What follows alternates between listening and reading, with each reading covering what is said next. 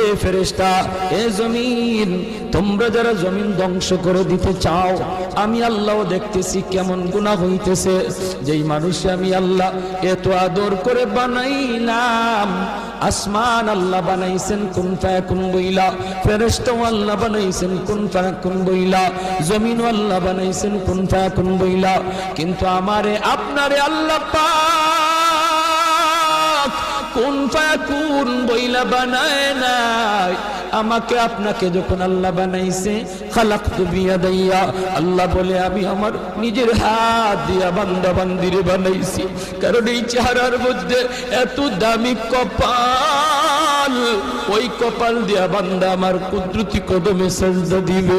এই কপালটার এত দাম, এই কপাল কুন ফায়াকুন বললে হয় না, এই কপাল ফেরেশতাদের হাতে বানাইলেও হয় না, আমি আল্লাহ নিজের হাতে বানাইছি।